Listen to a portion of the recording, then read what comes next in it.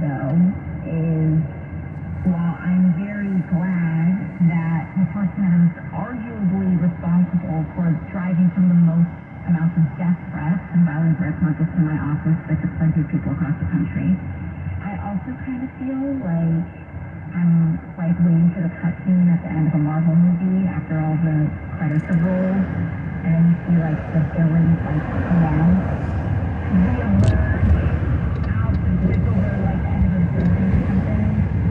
But this platform works. It is important. And there you go. It keeps connecting.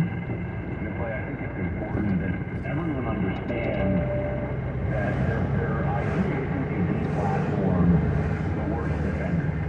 They may tell themselves that, whatever they think of as worst offenders. The idea is to deplatform any opposition whatsoever. And in fact, they want to deplatform those who are effective the most, not those who transgress the most. So if anybody who is a threat to their power, that is the individual, that is the show that is at the absolute top of the list. And I think it's fascinating to watch the glee from obviously AOC. I mean, I put her in the Olbermann category. If somebody thinks that AOC is not stupid, I think that person is stupid. Same thing I feel about Keith Olbermann, which I have for a long time. But she's very powerful because she understands social media and she has the right packaging for this moment for the Democrat Party, for the Democrat left. And they're telling people exactly what the plan is here, which is to shut down anybody who is effective at giving an opposing point of view. Half the country play is not allowed to have media.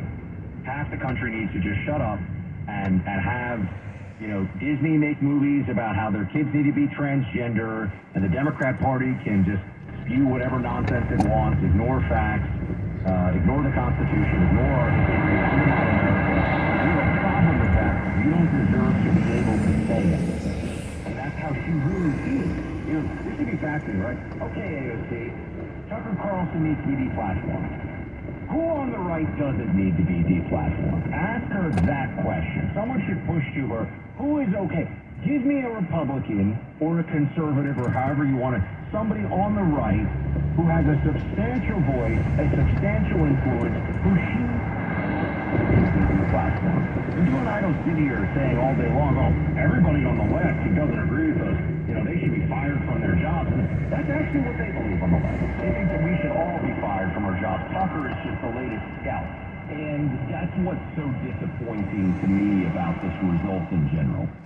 One thing that Trump says that I think is 100% true is the reason why Trump is the target he is because he's in the vanguard. He's in the front.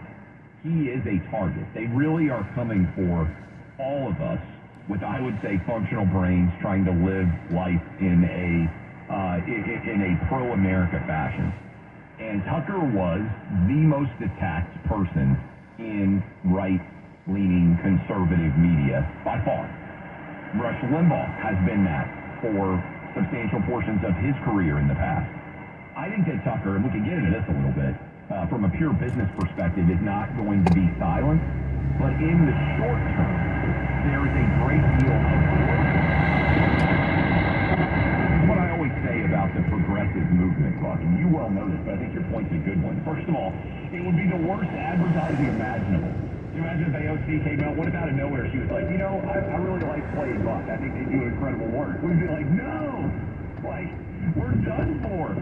So if you are in right-leaning media in any way, and AOC came out and said, hey, I think you do really good work, I think this person, she probably cites somebody at the Lincoln Project, right, which isn't really conservative media anymore, to the extent that she could even name one. I think she probably could name one. But if she's like, oh, I think Clay Travis and Buck Sexton are great, I listen to them every day, we'd be like, oh my goodness. We are in trouble. Also, bigger audience than we anticipated. But I do think their goal is to take out everyone. And so when they're talking about deplatforming, make no mistake, this is cancel culture, and it is still authentic and powerful. Oh, I just need an oil change, I believe. Oil change? Oh, yeah.